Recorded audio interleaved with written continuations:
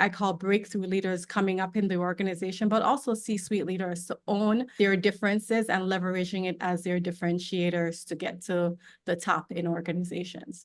If that line hit you in the gut, just wait until you hear the rest. This episode is a fire starter for anybody who's ever felt underestimated, overlooked.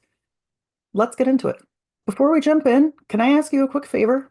If this podcast has ever helped you hype you up, made you laugh, just walk a little bit taller while you're at work. Will you head on over to Apple and leave a 5-star rating and review? Every single review helps get other badasses just like you to find the show. Think of like Beyonce clapping for Beyonce. You, by leaving a review, are helping other badass women find their place here as well. All right, let's go. Be confident, be bold, be authentic, but don't forget to take action.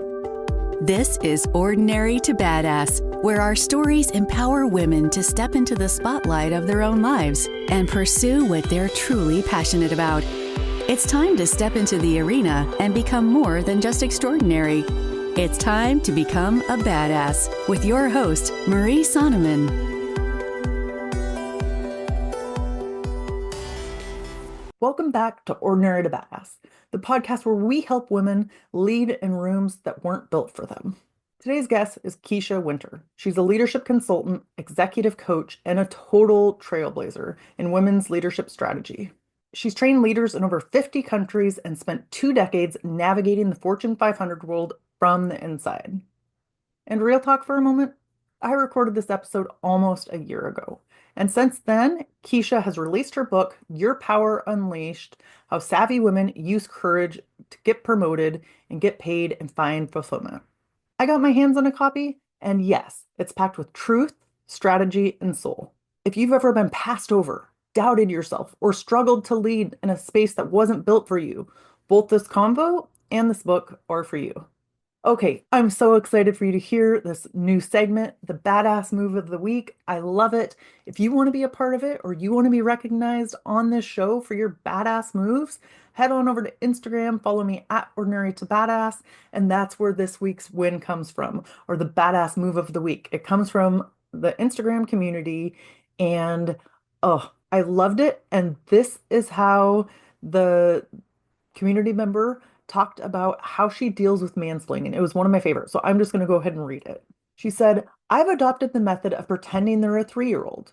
When someone tries to mansplain something to me, I just assume they're a toddler who can't wait to tell me about dinosaurs. I say, wow, Travis, I hadn't heard that before.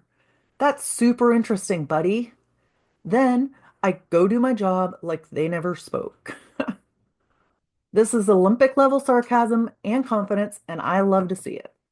Sometimes you just have to find these little things, like when you're mansplained, you treat them like a toddler, or at least in your head, right?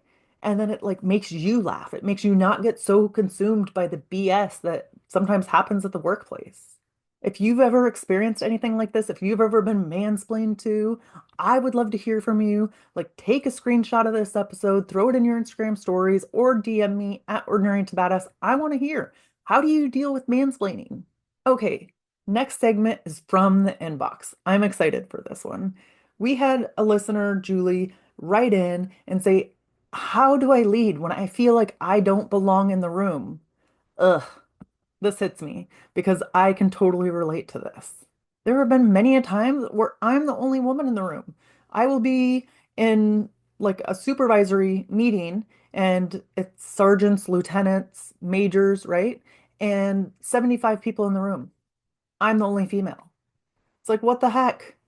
I don't have a problem speaking up so much anymore, but it's still like, where's the representation?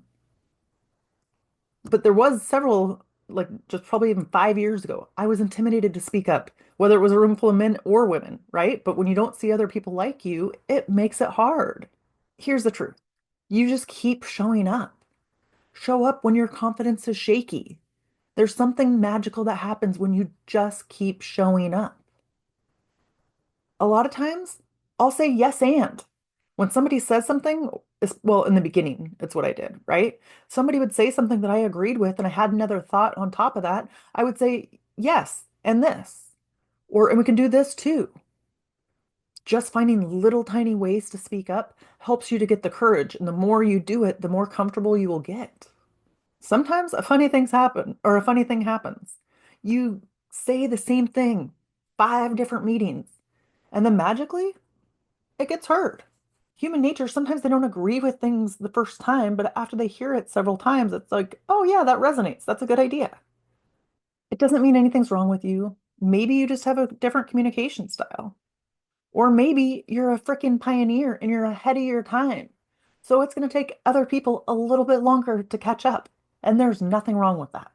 So, my encouragement to you, or my suggestion to you, is to just keep showing up.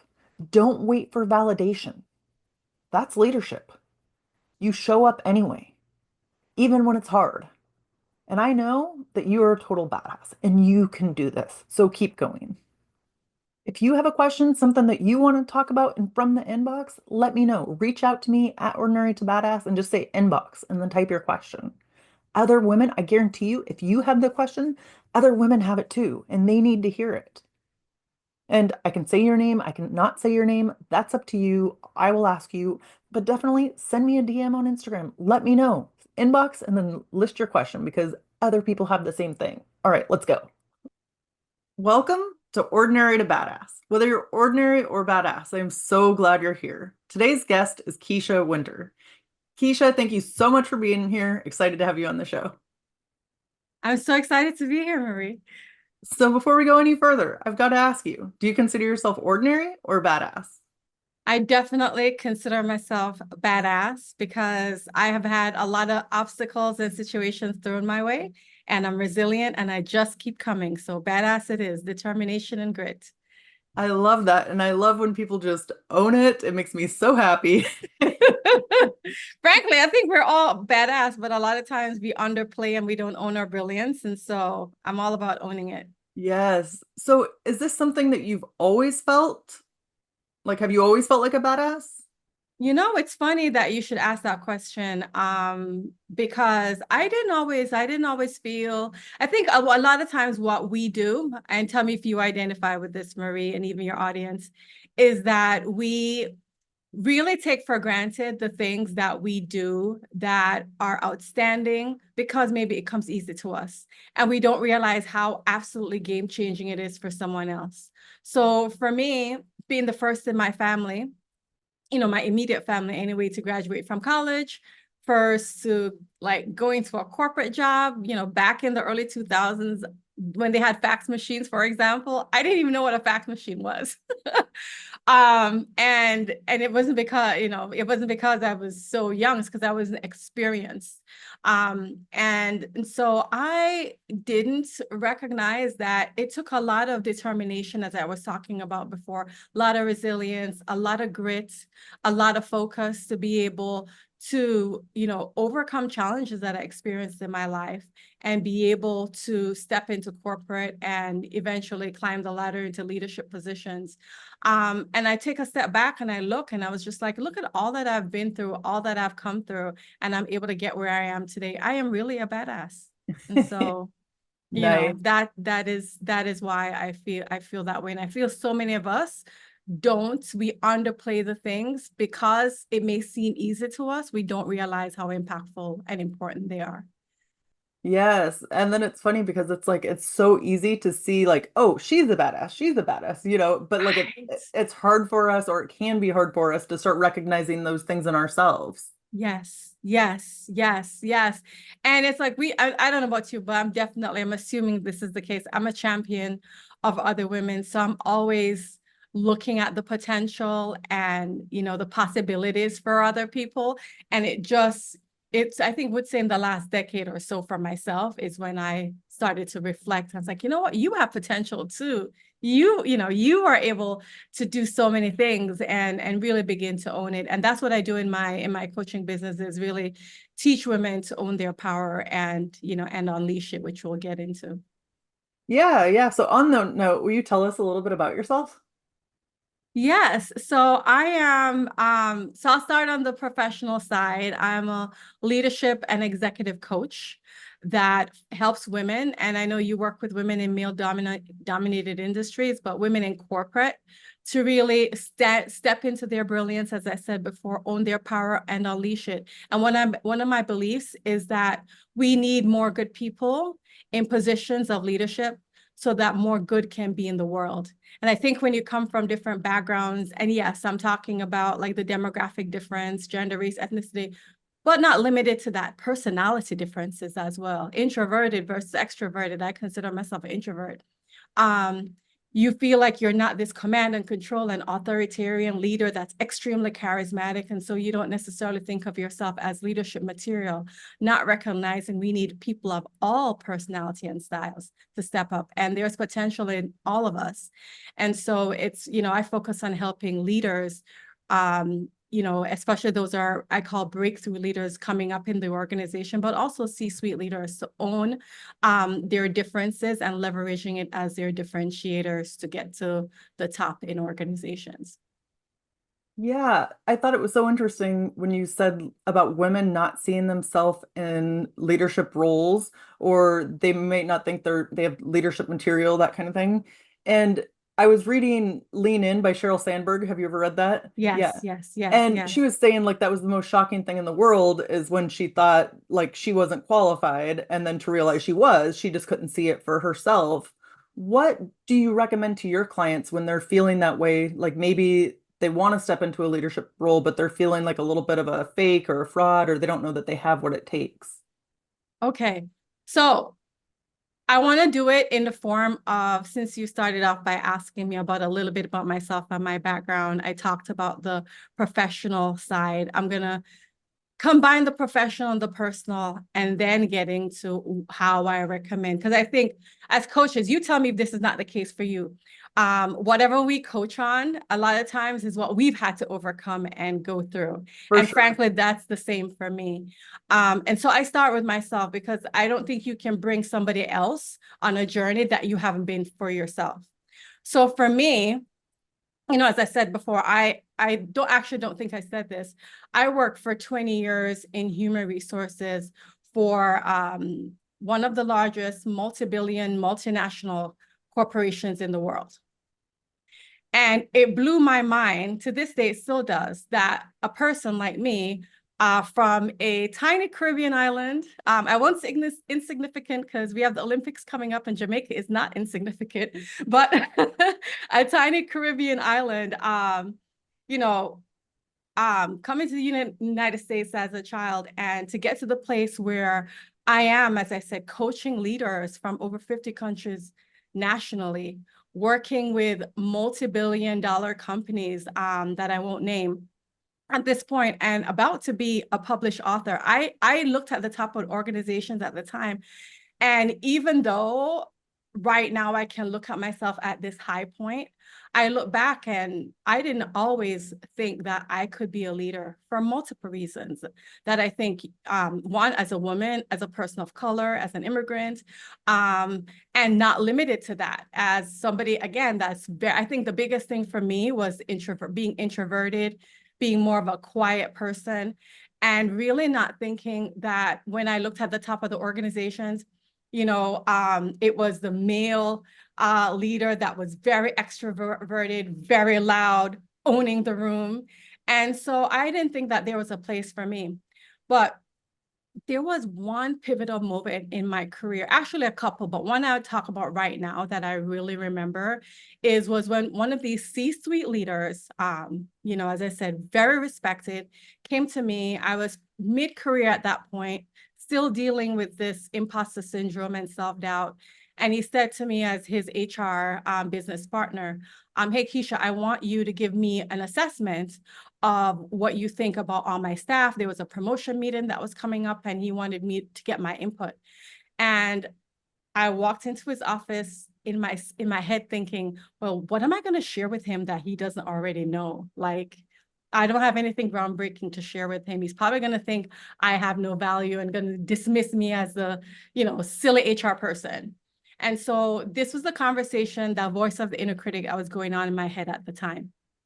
And as I sat down, and I just, badasses will push through our self-doubt anyway.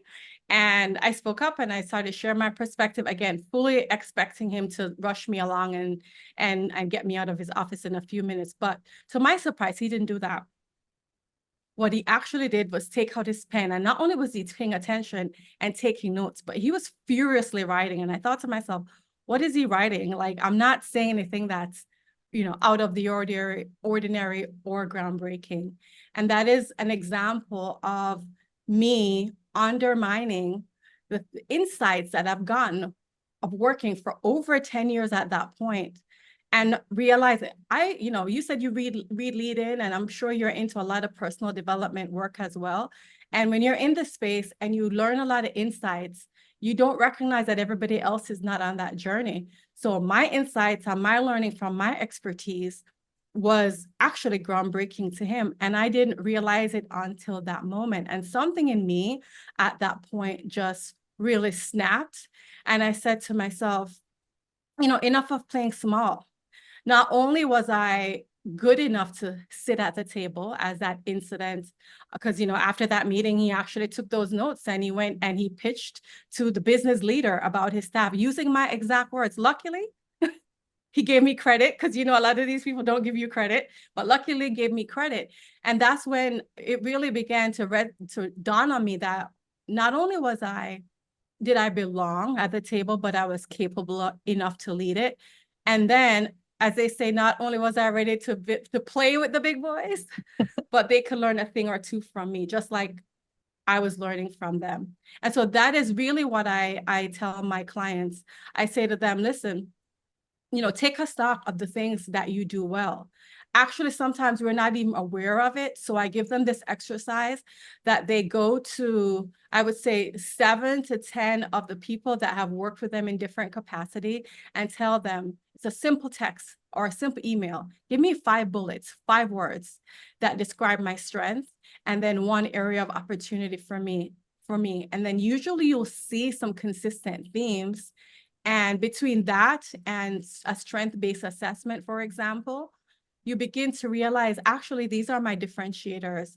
And if other people recognize it, it's for me to begin to own it. So you actually have something to ground yourself in terms of what your strengths and your differentiators are. So when that voice of self-doubt comes up that tells you don't belong, you're not good enough, it's not fact, it's not truth. You actually look at the evidence from the feedback that you've gotten from other people, as well as from assessments.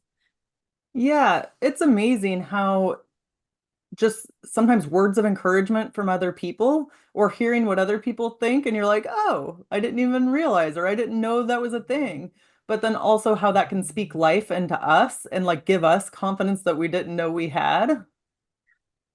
And Maria, I'm saying yes, because that word, speak life, is so powerful. I think so often, because of that inner critic and that voice of self-doubt, we're thinking thoughts that really tear down our self-confidence. And sometimes we even speak out loud what I would say is death to our dreams, death to our potential, death to the next level for us. So life, I love how you say that, speak life. So once you gather these things, once you start to find out like, okay, this is what everybody thinks about me, or this is what they think that my strengths are, or what an opportunity is for me, what would be the next step? I love that. So the next step would be, I'll go through my journey, because I too went through this exercise at that point in my career. After I went, luckily I was in a community of other people that were coaches, even though I wasn't a coach yet. And I spoke to one of my best friends, and she gave me this exercise, which is also what I give to my clients now. It's okay. So what are the top 3 things that you heard that really resonate with you, that you're proud of, and that you want to lean into? Or if there was something that's missing, what would you like to add? And so for me, some of the things that people said that I was very insightful. I gave things that were like, that's why he was taking notes. Full of insights that things that people miss, I'm able to see. And part of the reason I'm able to see it is because I'm quiet long enough to pay attention and to read the room, the power of introversion. Because Yes. you're not spending all your time blabbering your mouth. You're actually able to read the room and understand what's going on.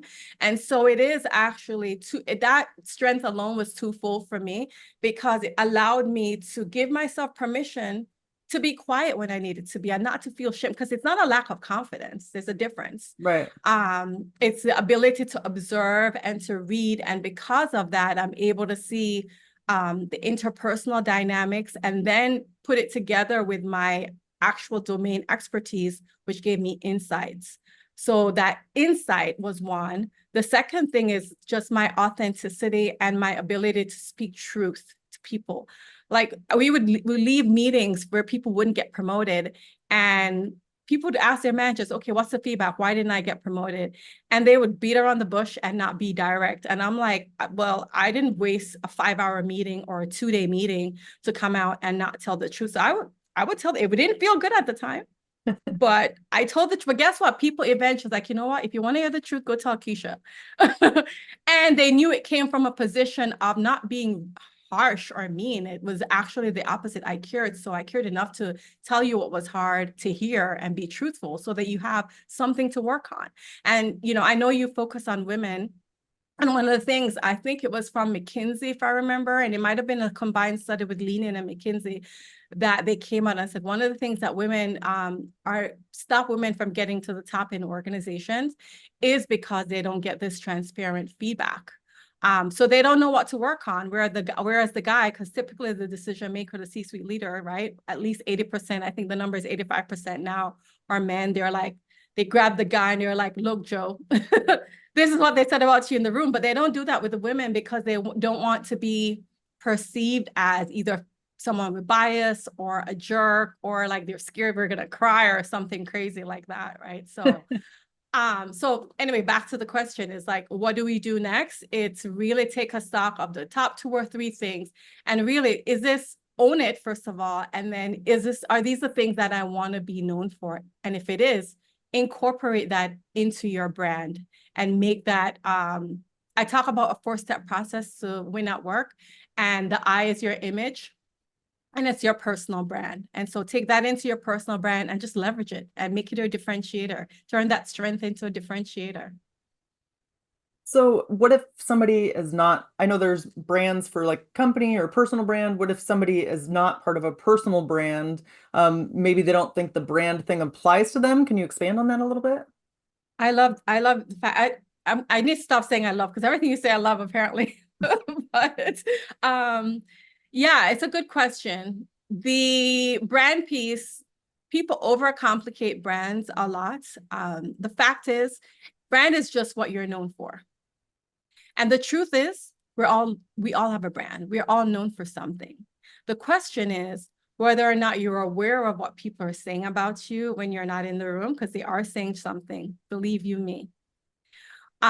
Or whether or not you are able to drive that narrative, right? And that is what I tell people all the time. It's like, they're going to say something. Why not drive the narrative about what they're going to be saying about you? And how do you do that?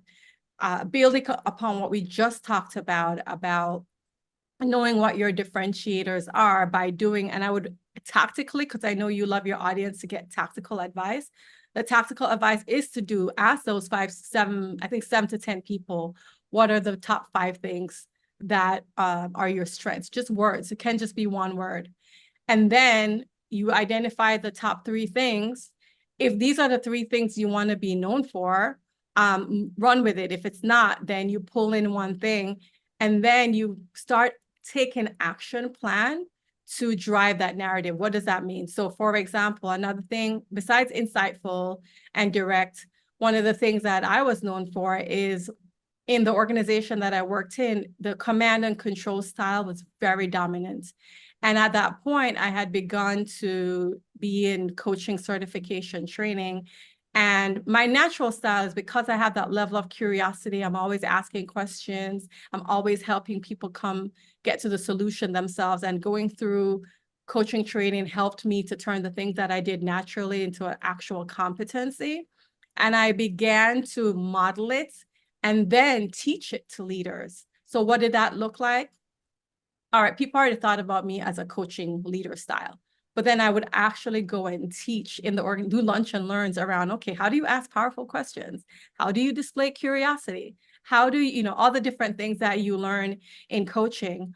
I went and I did, emails to the organization, blogs to the organization, lunch and learns, and really take an activity every single month that you're doing within your inner circle, and sometimes even in broader outside of your inner circle, to double down on those things so that more people can know about you according to the things that you're already doing naturally anyway. But now it's about expanding that visibility. Yeah. I think when it comes to leadership, sometimes women struggle with expanding that visibility, or just not knowing, like maybe there's somebody else that has more qualifications than them. Maybe they need to add more skills before they start doing that. What would you say to that? If the woman is struggling herself to get the visibility that she desires to expand, her brand, that's what you mean? Yeah, what I would love to tell folks is that, first of all, it's really not that hard. In your organization, something as simple as when you go to meetings, right? So for me, as I said before, I had to give myself permission to be quiet and observe and have insights. But once I had the insight, I had to stretch myself, beginning in small meetings that I was in, to speak up. A lot of times when we're quiet in meetings, even if you're introverted, you become invisible. People don't actually know what is important to you and don't actually know what you're thinking. And so just by speaking up more in meetings and inserting yourself, as one leader told me, giving your perspective. I mean, imagine if I didn't share anything with that leader that day, he wouldn't have known that I was insightful. So start small. Then the second thing that you can do to make it a little bit bigger is volunteer or grab the opportunity for cross-functional projects. Because sometimes when we report to one person, even if that one person knows how great we are, if they're not a great advocate of you, then you remain invisible. And so really assess, look in your organization, who some of these decision makers are, and see how you can cultivate opportunities to get in front of them. It could be from cross-functional projects. You could volunteer for those. It could be from committees in organization. There are a lot of organizations that have women's employee resource groups, for example, and they put on different events. How can you be a leader in one of those events? How can you participate in one of those events, present, organize, utilize the skills that you have? You don't always have to be the one on stage, but you could be the one behind the scenes that's pulling everything together and talking to the key stakeholders. So look for creative ways, such as those few that I named, that will expand your ability to have that visibility. And the third piece I would say, building upon knowing who the key decision makers are within organizations, sometimes it takes courage to just set up a coffee chat with them. You would be surprised. One of the mantras I have recently, even as an entrepreneur myself, is a lot of times we think as women, as introverts, that we're bothering people, and we don't realize that there are a lot of people that actually want to help us. A lot of people want to invest and mentor, especially if you are a rising star. And you can't be a rising star if nobody sees you. And so I say, take the initiative, put time on somebody's calendar, have a conversation with them, share some of the things that you're working on, and your impact that you're making in the organization. Ask for their advice so that those key decision makers can become advocates and sponsors of you. So those are 3 things you can do. Yeah. And just a couple things that I want to add on to what you said is like the whole mentor piece.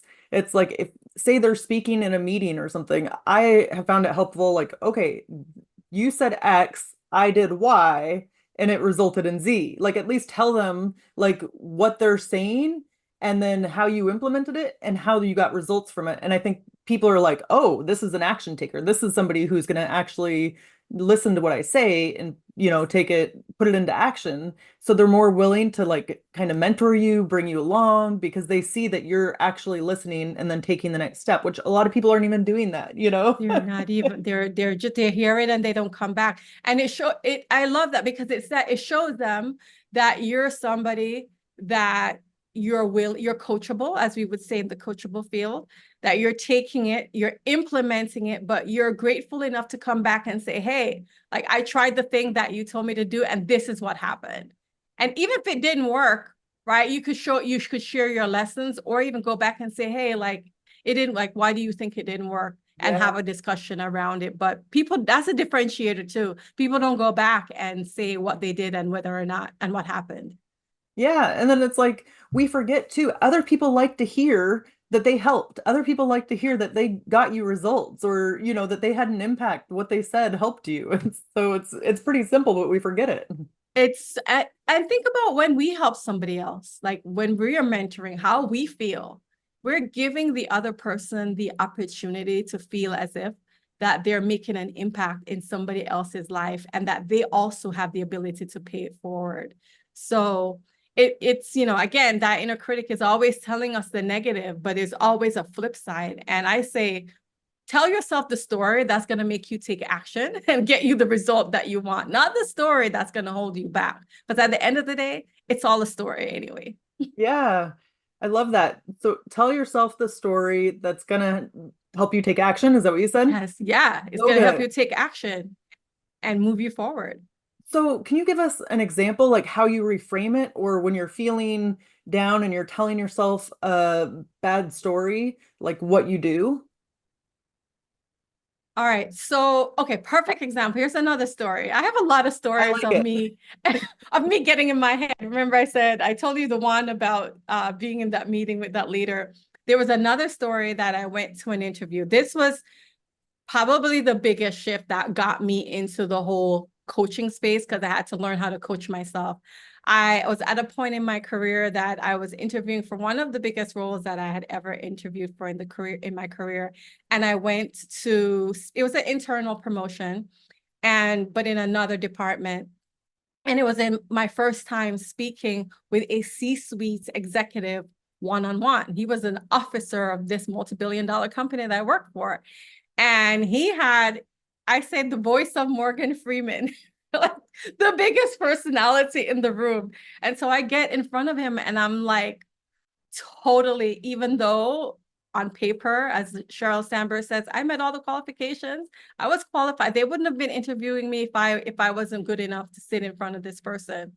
But as soon as I got there and I opened up my mouth to speak when he asked me, tell me about yourself, the voice in my head was telling me he's going to find out that you're fake. He's going to think that you have, no value to add. He's going to think that you're not smart. And he's going to see right through you. You're able to fool all the HR people, but he's an executive. He's the CEO of the company. He's going to know. He's going to know you, right? And so this is what's going on in my head. And it took me a minute. I literally, when he said, tell him about myself, I couldn't speak. The words couldn't come out of my mouth. It was really dry.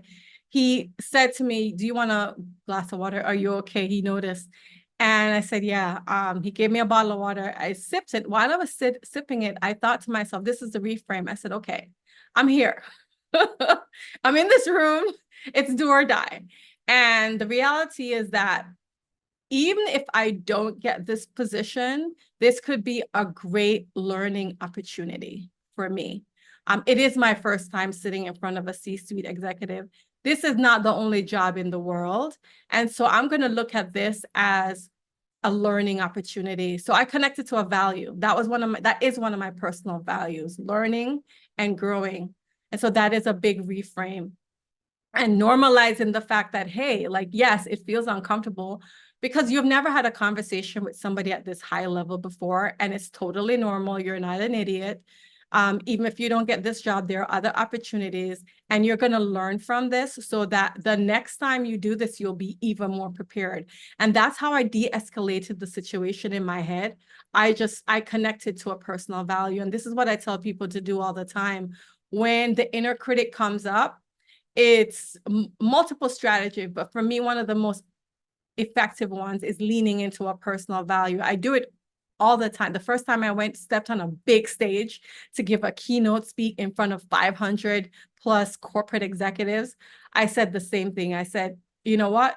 Another value I have is contribution. I want, if only one person in this audience walks away believing in themselves and going for the position that they want, and it changes the life of their own career trajectory, but think about it, the life of their family as well, it's all worth it. So I didn't focus on my ability to perform or impress.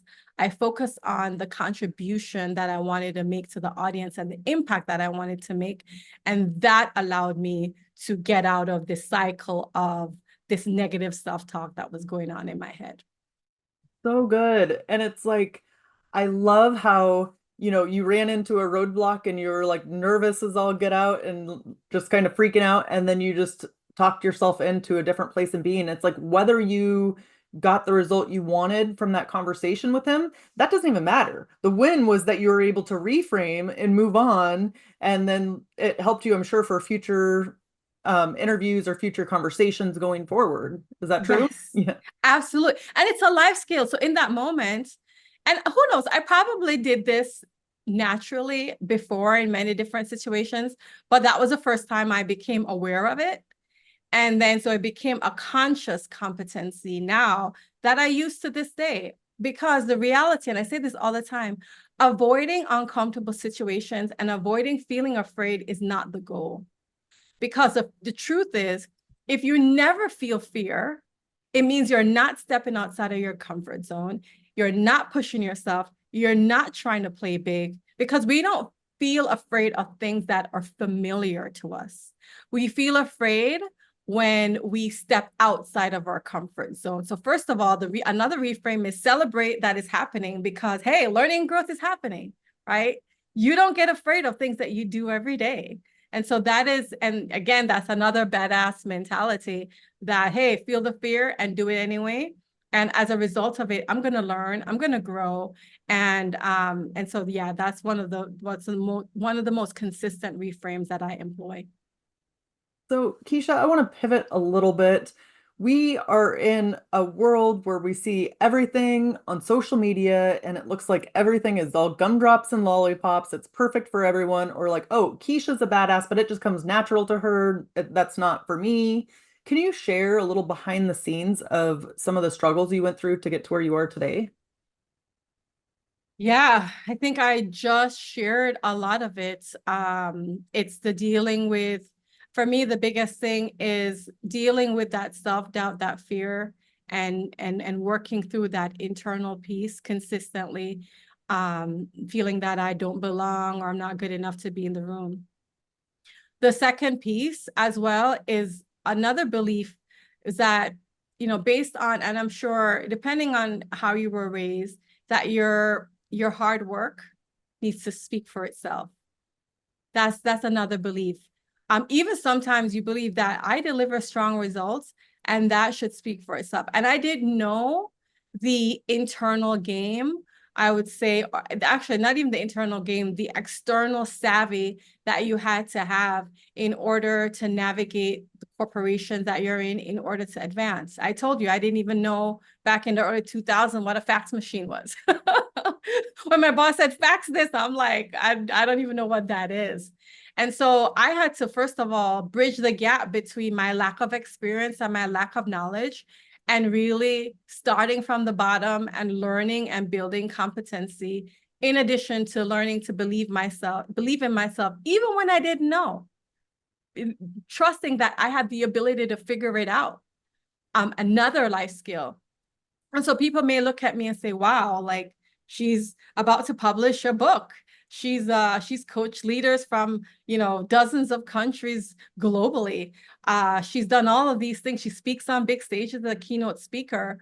But all the things that I told you before behind the scene are the things that I had to work through. And frankly, in many ways, continue to work through, because as I said before, the higher you step you're going to be new challenges, and learning to overcome those challenges and really having the grit and the determination that even if you fall, you get back up, you keep rising, and you keep trying. But people don't see the fall behind the scenes. They don't see when you fail, when you have a conversation with a leader and it falls flat.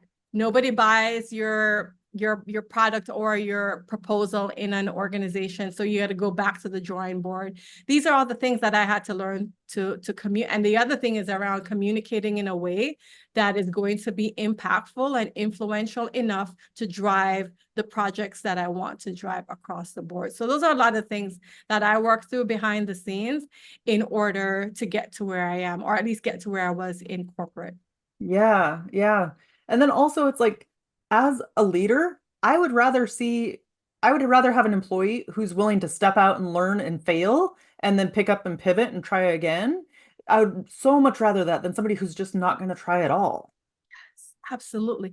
And the whole, I don't know if you're familiar with Carol Dweck's growth mindset Yeah. versus the fixed mindset, Yeah. right?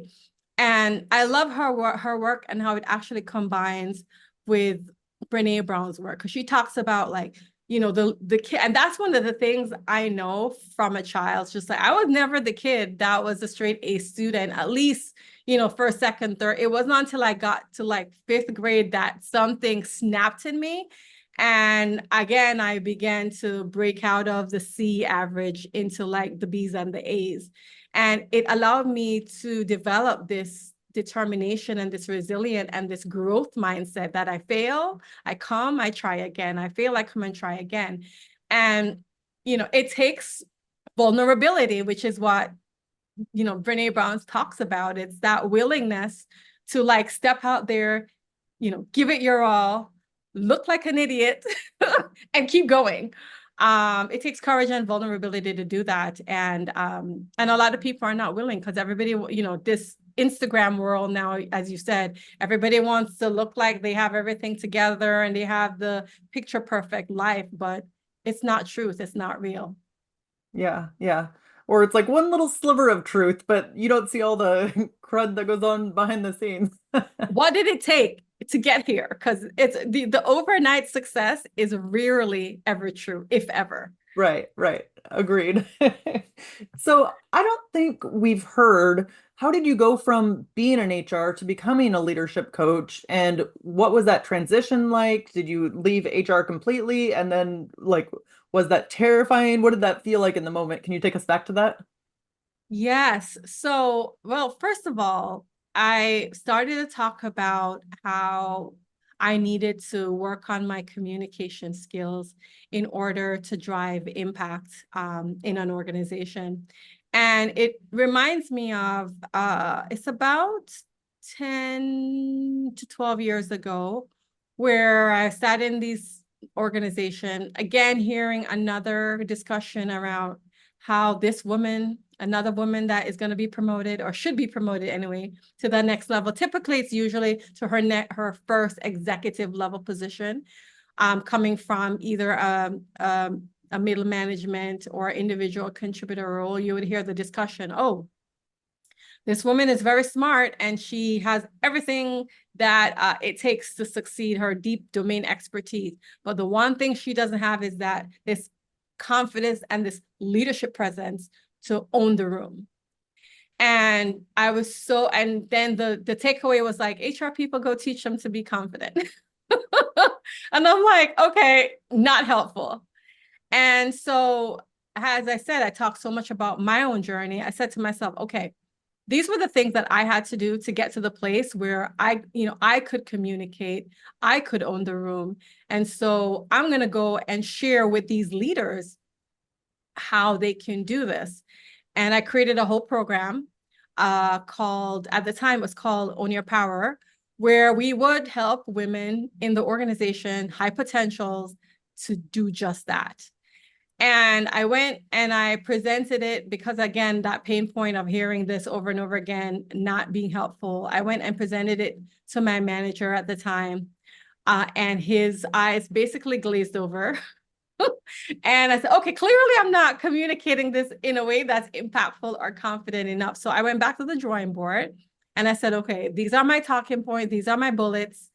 And what I'm going to do is I'm also going to talk to female executives in the organization that knew what it took for them to get to that level, and they would get it. So I did. It worked. We all got together. We pitched to the CEO of the business at the time, and we had permission to roll out this program that I had created and designed as a result of my own experience. And then by that time, I had gone through coaching training.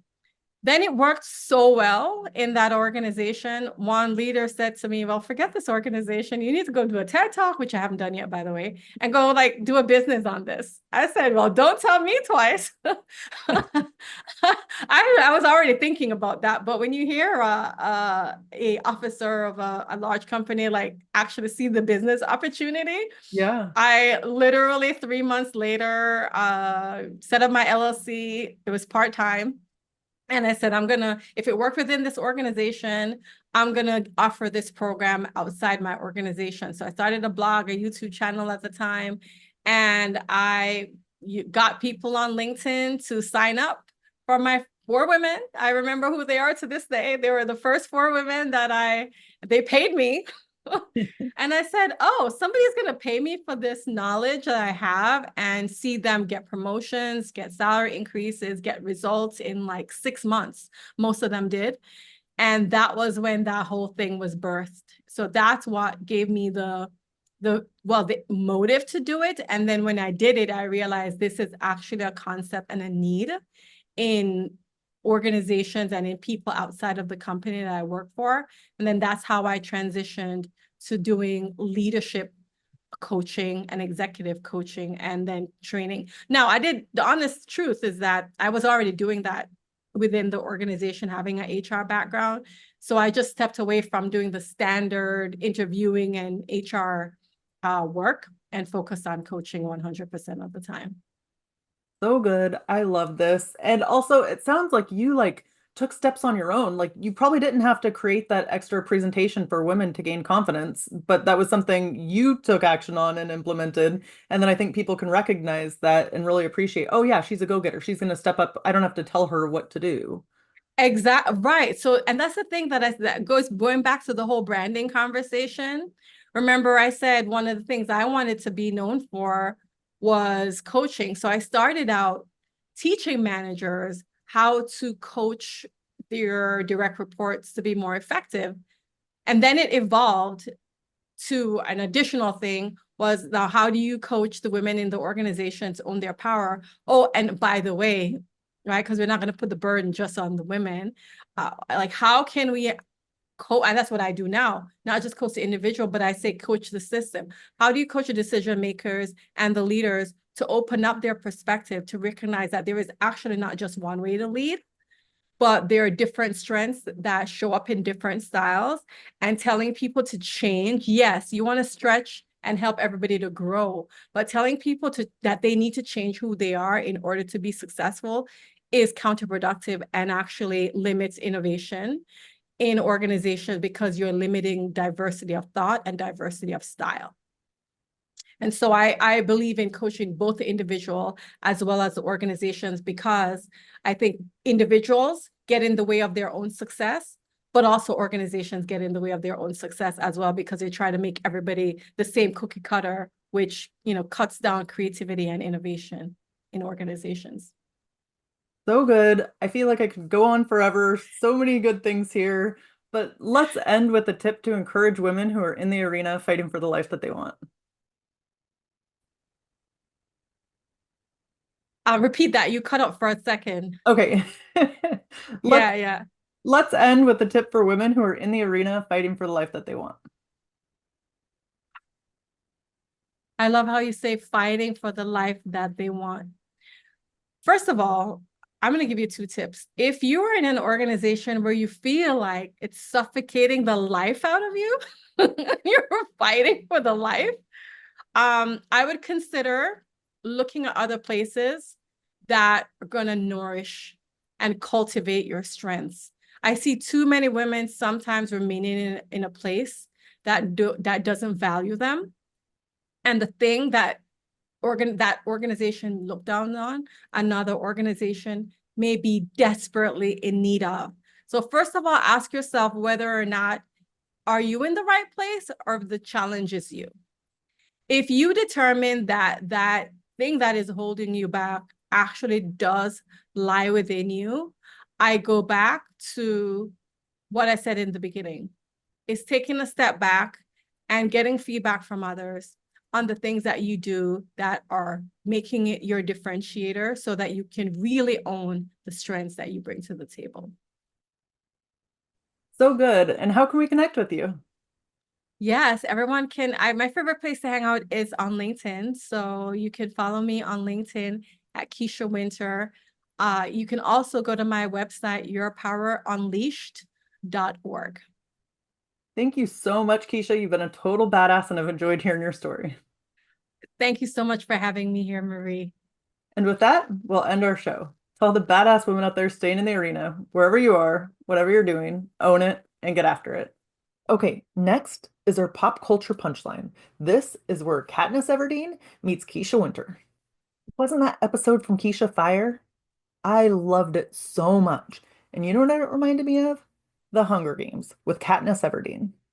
Remember when she said, I volunteer as tribute? She just stepped right up and said it. She jumped right in. She didn't wait. She stepped forward as she was. She didn't feel like the badass in the beginning, but she grew into it over time merely by stepping forward. Sometimes that's all it takes. Just take one little step, one little step. And then before you know it, you are a freaking badass. Well, I think you're a badass right now, but you actually feel that way. Katniss Everdeen stepping forward, that right there, that's Kisha Wynter energy. Remember that Kisha Wynter quote? You don't have to change who you are to be successful. You just have to embrace your authentic self and leverage those differences as differentiators.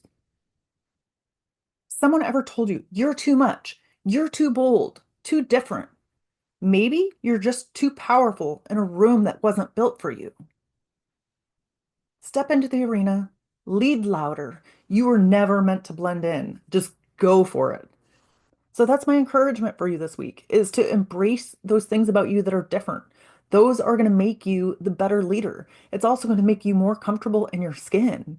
If we can accept those things about us that are different than other people, and if you work in an industry that's predominantly male, man, you are different.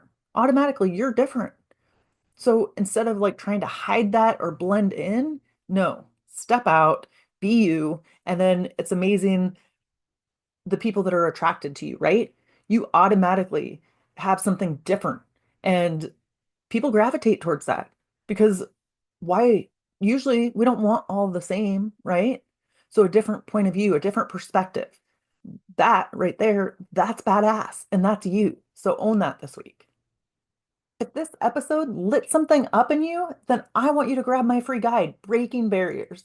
It's filled with tools to help you lead louder, speak up, and own your own damn seat at the table. So you can go to ordinarytobadass.com/barriers, or you can even go to Instagram at ordinarytobadass and DM me. Just DM me the word barriers and I'll send you the link so you can get there.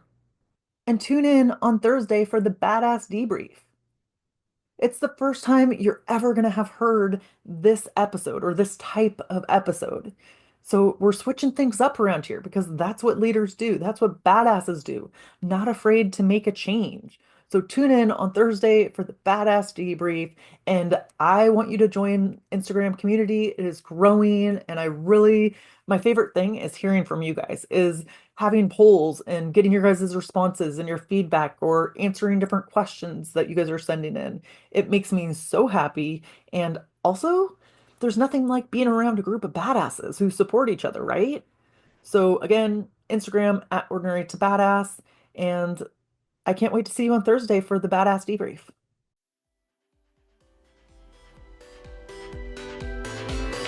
Now that you've listened to this episode of Ordinary to Badass, we want to hear from you.